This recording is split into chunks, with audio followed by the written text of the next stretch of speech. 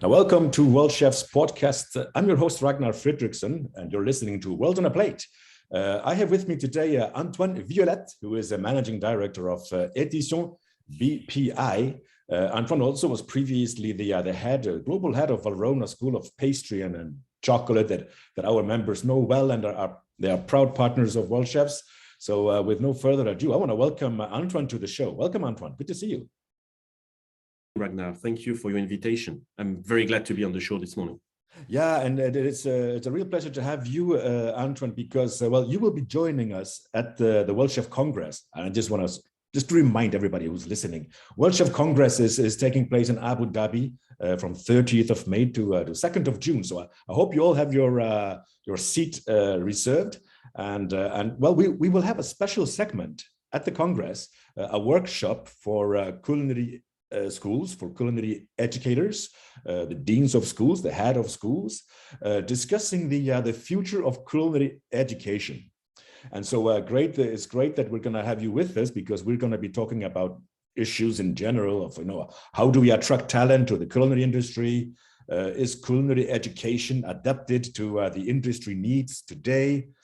How has education changed recently with COVID, or like we've seen new models of education on online learning, hybrid learning, and we'll discuss what is working, what is not working. And so we'll showcase some of the best practice examples. All this will be covered at the World Chef Congress. And so we're really happy to have you there, Antoine, because, you represent a specific sector very important to the education and transmission of learning. And that is, of course, the publishing house Editions BPI. Antoine, maybe first, can you sort of tell us a little bit more about the publishing house and how it's positioned in French culinary education throughout the years? Sure. Editions BPI was settled in 1950, so it's quite a long time ago now. And since 1980, the company is really specialized in publishing books for training for culinary arts and hospitality, and especially for cooking and baking. We are the reference publishing house in France for French-speaking chefs, and especially in France for the French culinary arts schools and hospitality schools, and as well, I would say, for the French-speaking world. And we publish these books for two different type of books, really. One, what we call is the reference book. So that's the type of thing we will be talking about this morning, which is like textbook and proper training books that covers all the different diplomas. And then we publish as well very specific books for the French diplomas equivalent to the K-12, or equivalent to undergraduate education as well. And that's a company that I took over 5 years ago now, in 2017, with my business partner, Emmanuel Gironajou. Emmanuel, before that, was the founder and the managing director of Ducasse Editions, the publishing house with Chef Alain Ducasse. So that's what we do.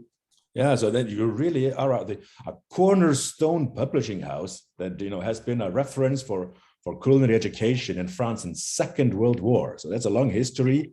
Basically, it's the material that trained all Chef French since then and up to date, really. Yes, you're right, and especially since the 80s, since the beginning of 1980, because we specialized from that date really in culinary arts. We were working on some of the topics before that. It's quite funny, but nothing to mention today, really. But from 1980, we really are specialized in culinary arts and hospitality. Any professional that has been through a French culinary arts or hospitality school know Editions BPI, and they keep the books through their whole life and career. So we do books about cooking, baking, restaurant service as well, wine service. And among all these books, we have a bestseller, something that was created in, the first version is from 1995. In French, it's called La Cuisine de Reference. In English, we called it the French Chef Handbook. I will tell you a bit more about this later on, because it's really the book that's changed the way we go through culinary education for the French technique, and the big reveal. And I'm happy to share that with the World Chefs community, that now we have sold over 1 million copies of the book. Wow! Yeah, the first French version. So it's a culinary bestseller. It's a culinary bestseller. Yeah, it's the chef's Bible. And hey, so to know where we are going, because the initial question is the future of education, and I guess it's always useful to look back and see where we come from. And you as a subject expert, you can take us through that and give us your insight into how transmission of culinary techniques have evolved. So how have you seen? Yeah, sure. I think when you look at the French, I will really tell you some things this morning about the French technique, because as we know, culinary arts it's a wide community, and we have wonderful cuisines around the world. But this morning, I will talk about the French technique. When you look at the French technique, the first name that comes on the top of mind, it's Antonin Carême. So Antonin Carême, I take you. Carême, I take you into the end of the 18th, beginning of the 19th century. Right. He was the first one to be called chef. That's quite interesting. So he's the one that was recognized as chef. A professional person. Professional. We had some professional chefs before, but they were not referred to as chef. Right. Carême was addressed as chef. Chef, can we do that? Chef, can you do this? Okay. So it's the first one that was addressed as chef. Can we do that? That's quite interesting. He did a lot for this approach of the kind of prestigious French cuisine, and he was at the same time, he was a cook and he was a pastry chef, and he's very well known for what he's done for pastry, these wonderful prestigious cakes that we serve for ceremonies and weddings, what we call pièces montées. He did a lot of things with that. So he did a lot of drawings. And then from the drawings, usually he was drawing from what you would see around him, like castles or buildings, and then transform this into a wonderful cake. He worked on pastry. He worked a lot on sauces as well. So he was one of the first ones to describe the basic sauces, like tomato, what we now call in the modern world, béarnaise, which was a different approach at the time. But he was the first one to work on that. And what's interesting is he is the creator of the chef's hat. He's the guy who created the chef's hat, so that was supposed to protect the head, keep the hair inside as well, and also protect a bit the head for the heat in the kitchen. So right. He's the guy in 1821, Antonin Carême created the chef's hat. How cool is that? Yeah, it's pretty good. Good idea. So, it still works today. It still works today.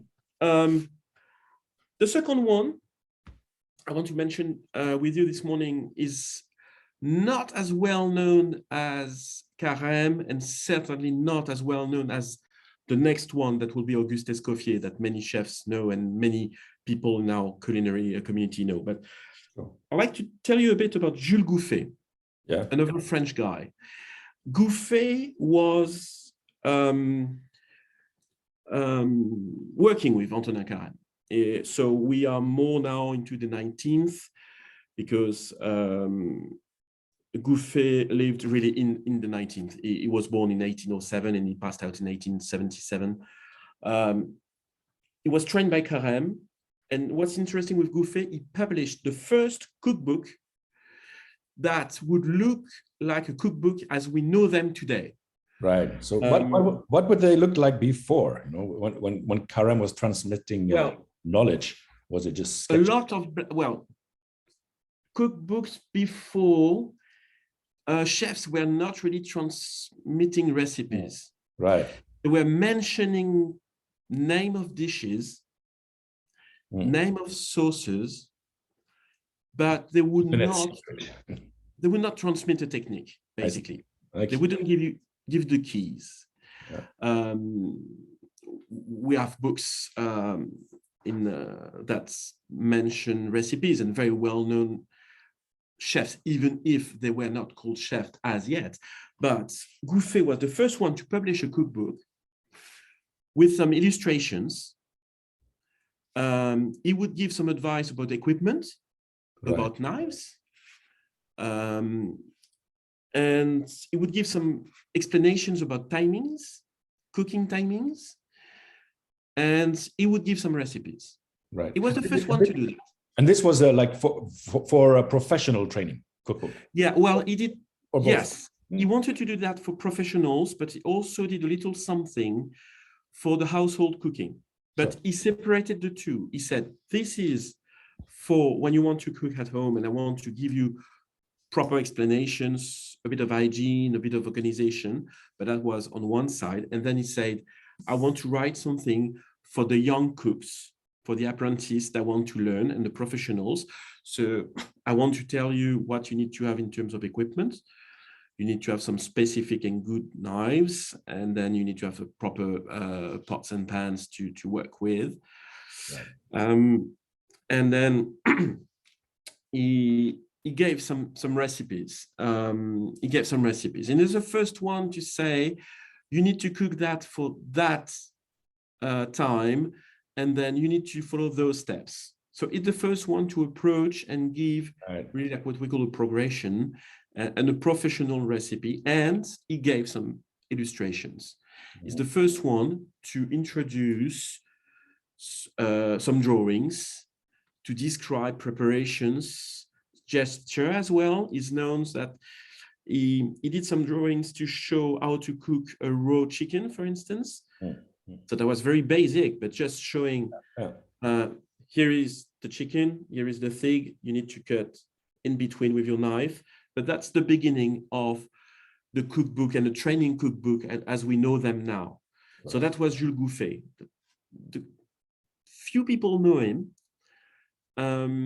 He's a bit more referred to recently because you have some famous chefs that from time to time say, oh, I want to revisit the culinary techniques described by Jules Gouffet, but he's an important guy on the path of our culinary arts transmission. And the next one, of course, is Auguste Escoffier. Yeah, our man. Your man. Founding your president founder. of all chefs, yes. The first president and founder of the World Association of Chef Societies. Correct. Many of us in the culinary community around the world know the name of Auguste Escoffier. Just to remind everyone, so he was a chef. He was born in 1846. He passed away in 1935. He has done a huge and tremendous work for the chefs community. At the time, people were going to the Mediterranean seaside for the winter and we're going to the mountains in the summer. It's a bit of the reverse of what we do now. Yeah. But that's how we met another great man, César Ritz, that gave his name to the Ritz and the Ritz-Carlton hotels after, and they worked together. So Escoffier had the first part of his life in the military. During the 1870 war in Europe, he worked in the French army, and that's where he had to cook with what he had at hand. That's one thing. But he also every day was cooking, whatever he was cooking, even if it was very simple. He would write the menu, and he would show the menu at the entrance of, well, the restaurant. Soldier's mess, or yeah, the mess. Yeah, and that's in the military as well, that he decided that the kitchen teams should be organized as brigade, with chefs, sous chef, chef de partie, and commis chefs, because he realized that the military organization was very useful for production. So we have Carême, who created the chef hat, and we have Escoffier, who created the brigade. Even brigade changed, because at the time we had entre métiers, which we don't use now. Now we are more organized, like the meat section, the fish section, the cold garde-manger, larder section, and the pastry section, roughly, plus the sauce and garnish when you are into gastronomic cuisines. But he's the guy who said, okay, we need to organize ourselves. So you would have a head chef, a sous chef, then you have head of sections with chef de partie and the commis chefs. It is an estimation that Escoffier trained over 150 chefs during his life. So now each and any around the world has something of a legacy with Escoffier. He was trained by someone that was trained by Escoffier. And the guy, so Chef Escoffier worked, as I said, in Monte Carlo, in Lucerne, but as well as he opened the Savoy in London. He was the first one to do something that we would call today consultancy. Right. He was employed by the transatlantic boat companies to create concepts on the boats, like a rotisserie here, a brasserie here, a gastro on another restaurant. Went to New York, so it's fascinating. And he created books. He wrote books. Especially, he wrote the Culinary Guide, the Guide Culinaire. The Culinary Guide has around 5,000 recipes. Yeah, and techniques and the basic sauces. And basic sauces and techniques. But when you look at it, it's a black and white textbook. Yeah. You have to be in cooking to read your way through this. It's like a... Yeah, we will put some pictures on World Chef's website. But when you look at it, it's a heavy Bible looking. It's a heavy Bible, but it's all black and white, and it's very short. Yeah. When you look at a recipe, you have between 5 and maybe 30 lines for the longest recipe. It's very short. Yeah. Basically, what he says is, you grill your poultry. In the middle of the cooking, you add your carrots, you add 100 grams of parsnips, and then you dress your poultry on a plate, and then you dress your veg on the side. It's very, it's the key points, but it's not into the details and the nitty-gritty of how you do things, how you cut things, how you do your preps, how you do your grillings. So it's not here yet, even if... And so the book wouldn't have been enough. So the book is just a support, but still the physical, technical training on side. But we know that the apprentices at the time were really learning, looking, and copying what the chef was doing. Yeah. So it was another form of transmission. But Escoffier published a book in the early 1920s, roughly. So we are still very far away. If we do like a quick move forward,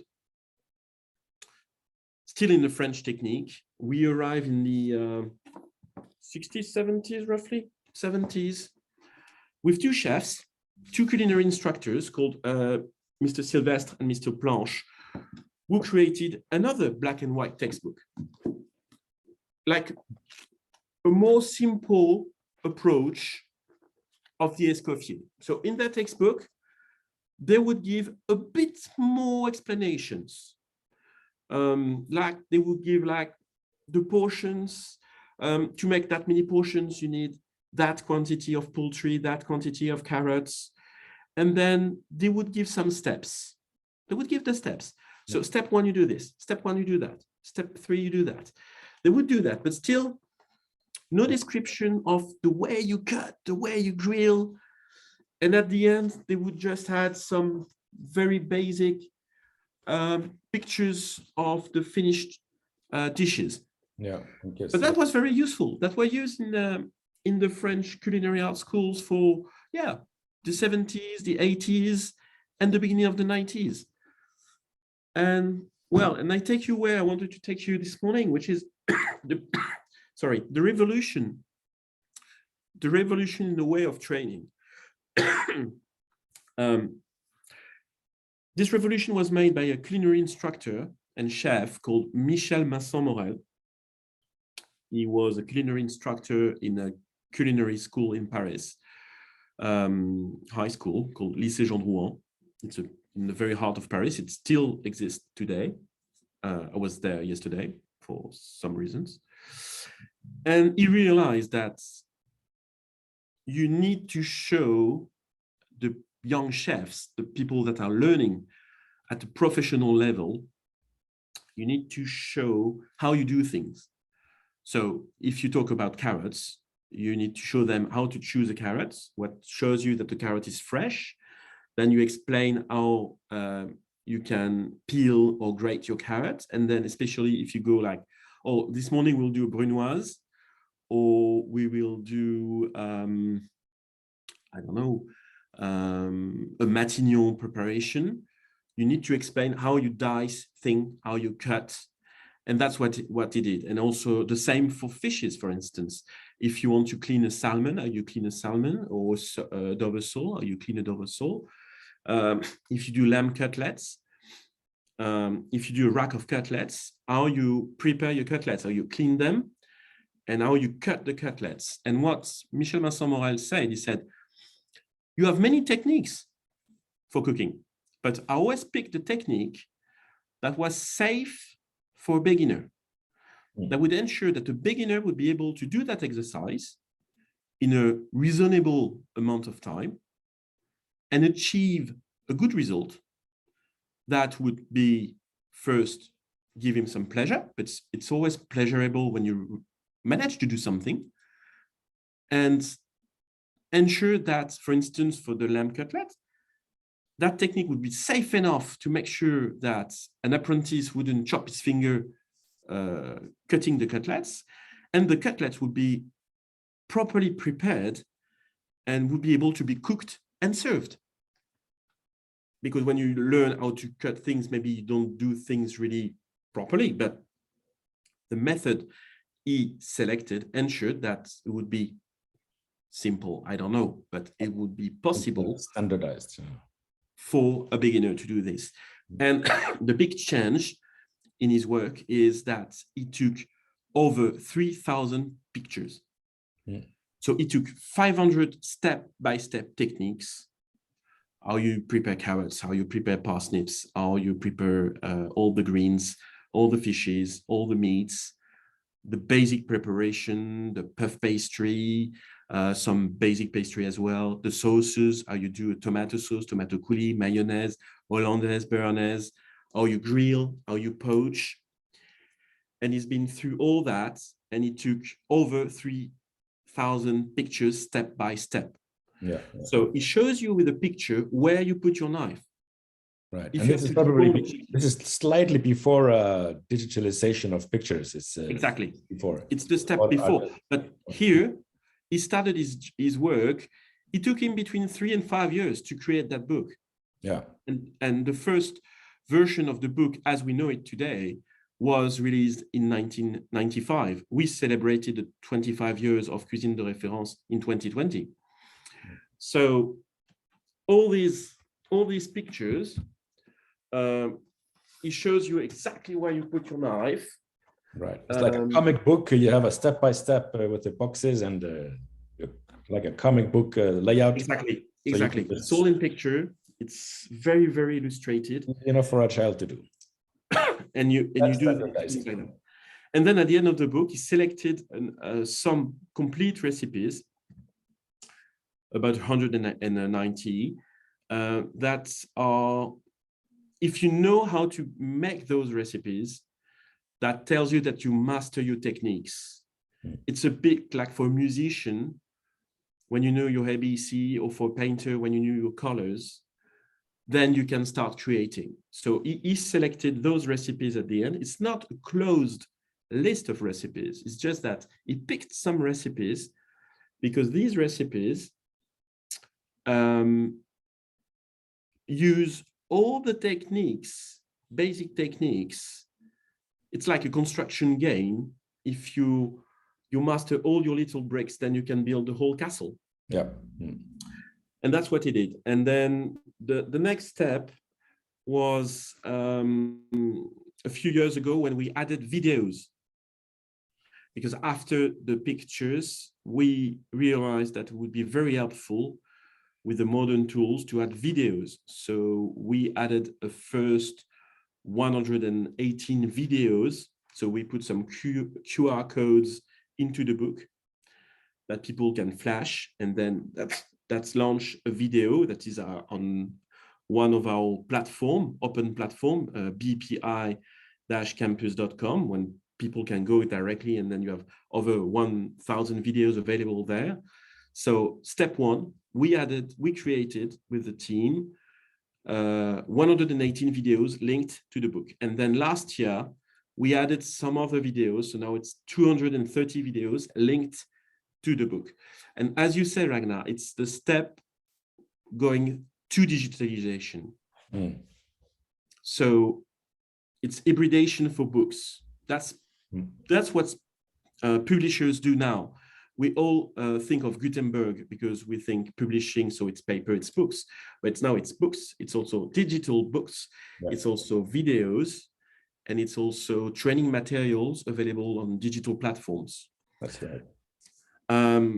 So if we summarize the French Chef Handbook, because that's the name of the book, because in 2020, we made that book available worldwide in the first English version that chefs were waiting for a long time, because we had chefs working in different countries, especially French chefs working abroad, that introduced the book to their colleagues. So we had some chefs buying the book in French, and telling the students, well, look at the pictures because it's very detailed, and I will give you the translation. Well, now at least we have a full version in English. Yeah. Under the name the French Chef Handbook, and it's available worldwide. You mentioned something about the COVID. We had to change the way we transmit and the way we teach. So what we did as well, we developed an online that makes books available as a whole digital thing for culinary schools. So the French Chef Handbook was the first one to be made available. We also have a book about all the techniques, the same thing, step by step, showing all the techniques for service, for the maître d'hôtel, the maître d'. And we are this spring in 2022, we are releasing the Pastry Chef Handbook, which is just like we have the French Chef for cooking, we have the Pastry Chef Handbook that was created in French a few years ago for the pastry chef training, and we also make this one available. You are right, COVID changed the way we operate, COVID changed the way we welcome our guests, and we have to organize our teams, and COVID changed the way we transmit and the way we teach, definitely. Yeah. But it's an amazing story that you tell, because I mean, what you're telling me is that the cooking books, the transmission as we know it, is only about 100 years old. It is. And so it's we live in a very young industry that, you know, has just become professionalized in the last 100 years or so. And still maybe in some countries, professionalization of industry is not there yet. Chefs are not recognized as a profession in some countries yet, and not recognized for that, you know, that education and the transmission behind techniques. There is still a lot of things to be done for training, for consistency of training, because you have different levels of training as well. The French technique sometimes is seen as very gastronomic, but you have all the basics. In the Cuisine de Reference, the French Chef Handbook, you have, as I said, you have all the basics. You have the way you dice carrots, you have the way you clean parsnips, you have the way you prepare lamb chops, or you prepare a salmon or white fish. So you have all the basics, and that's common ground. Exactly. That's common ground for international. You know all the musical notes, and with that you can play any music. And then with that we can play all the musics. But you do say often, and so this is the French cuisine, and I guess that actually reflects to when we talk about Western cuisine. When we talk about Western cuisine, it often goes back to the French techniques and that that the cooking techniques from Escoffier and 100 years back. It'd be interesting to see how if this is very different in Asia, for example, or other cultures. It's very interesting. It's very interesting you mentioned that. Hundreds of years of transmission. I had the opportunity to discuss with culinary instructors in Asia,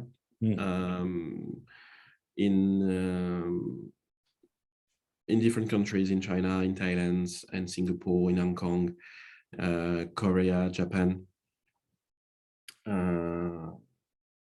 And it's, well, if the way the transmission is very much into, that would be very interesting to have a dialogue with a culinary instructor. But my understanding when I was traveling a lot in Asia a few years ago, when I was at the head of the Valrhona schools, is that there is still a lot of transmission by imitation.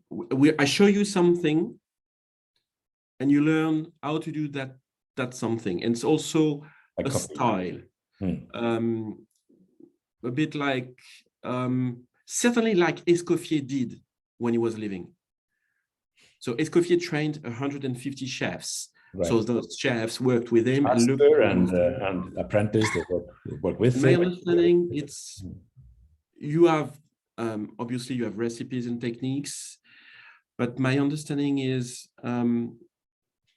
you have like a very well-known chefs, for instance, in China, you have in this great Chinese cuisine, you have very well-known chefs. So people would use, oh, I'm using the technique of chefs, that of chef. It's the kung fu styles of the chef, Yeah, it's probably a purest approach of the concept of apprenticeship. Exactly. In the Western world, maybe we try to define a list of techniques. We very often talk about list of reference techniques, and you need to know that to go to take your diploma. I think there's another way of approaching the transmission, which is maybe a purest way, closest to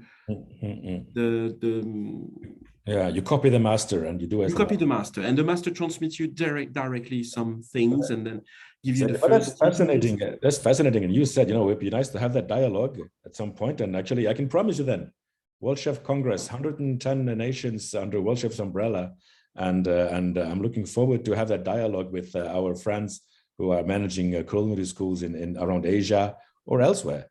And so that will be a passionate conversation we're going to have there.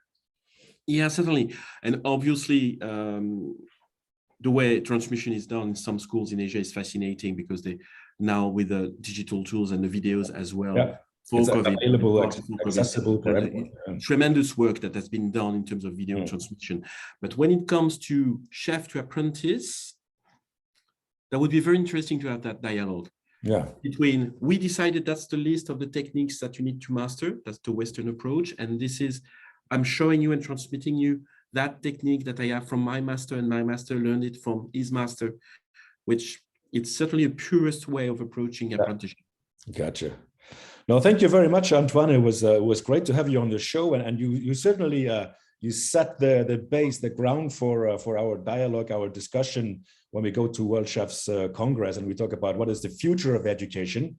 We cannot know where we're going without knowing where we've been, and so we all learned something new today, and I look forward to discussing more. So thank you. I want to thank you for coming. Well, thank you for the invitation once again, and thank you for having me on the show. And I'm really look forward to joining you at the World Chefs Congress in Abu Dhabi, and I think the Education Forum will be on the 31st, and I really look forward to joining you at that time.